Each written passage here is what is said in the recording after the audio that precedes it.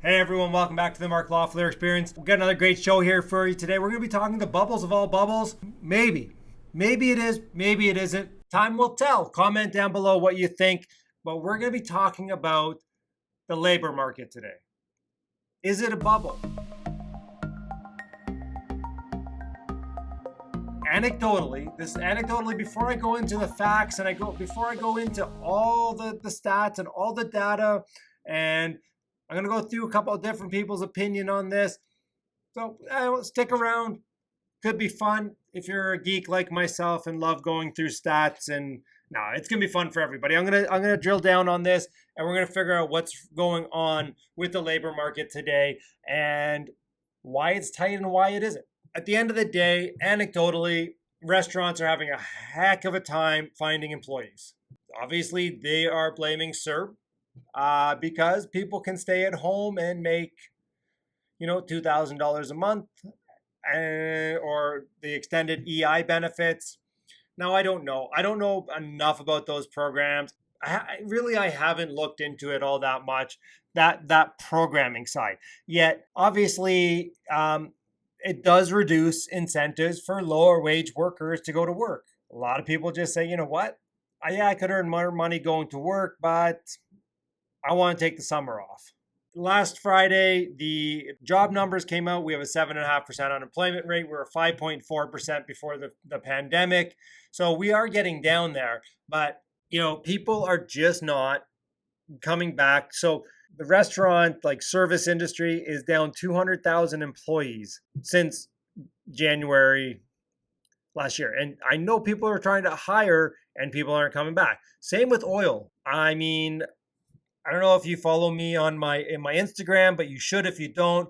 But they're trying to hire workers out in the oil fields, and they're going back to incentives that I haven't seen since 2008 with wages and flights and per diems and whatnot. They're struggling to get workers. Not having workers there is affecting how much work they can do. And so when that happens, and you know what? If we don't want to go out there, well, we're going to get immigration in to go fill those jobs, which is what the service industry is trying to do here, is say, hey, listen, bring on that immigration so we can, they want them to expand as per the Toronto Star. And I know the Toronto Star, I get it. Yet,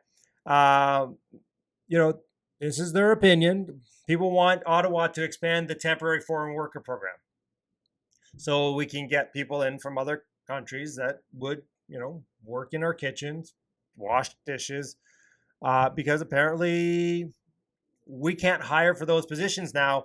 And if we do, sometimes, people they're switching jobs for 50 cents more an hour. And what I'm hearing from that industry is I'm hearing that, they have to really coddle the people. Like when I worked in that industry, is like, here's your shift, show up.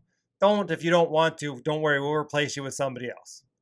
Now it's like, oh, okay, you want to work these hours, we'll get you this. And, and everybody who's working is working a lot, right? I mean, everybody I know working in our restaurants is working 44 hours a week. They're full allotment, so they're basically full time if they want to be. Some people don't want to be. Let's look at this. So we have a 7.5% unemployment rate. So the labor underutilization rate, you can see before COVID, January 2020, it was right around 2,500, and now it's sitting right around 3,500. It has come down a fair bit. You can see that unemployed temporary laid off workers make up a very small portion. Not in labor force wanted work is a little bit higher than it was in 2021. Unemployed job seekers are definitely up a little bit, but employed work less than half their usual hours.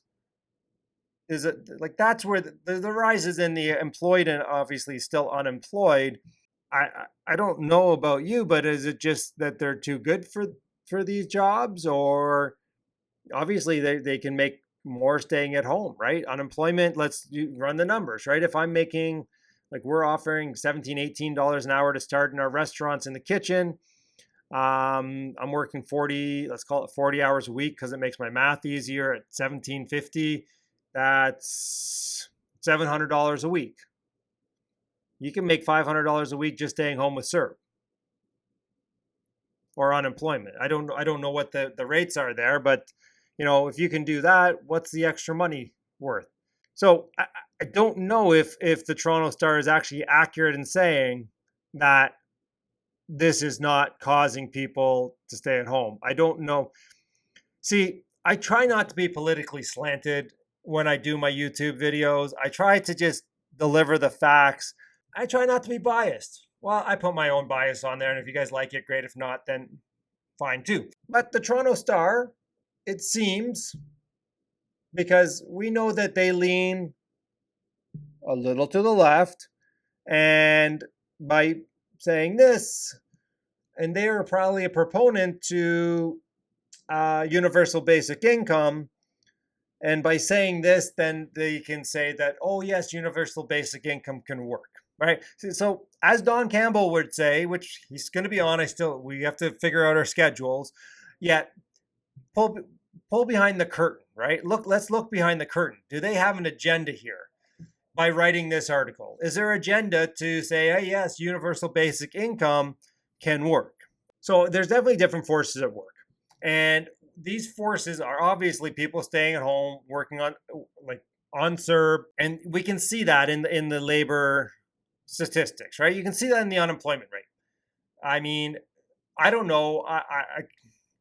I took a 165-kilometer bike ride. I rode through lots of small towns, some bigger towns. I rode through Prince Edward County, and the amount of jobs in manufacturing, service, small retailers that I saw posted just on my ride in that couple hours, it was massive. Like everybody seemed to be hiring. So it leads me always to believe it's like, okay, there's always going to be an unemployment rate because people leave a job and then don't find another one for a month or two or something like that, or they can't work for a specific reason. These things happen. We're never going to be at 100% employment.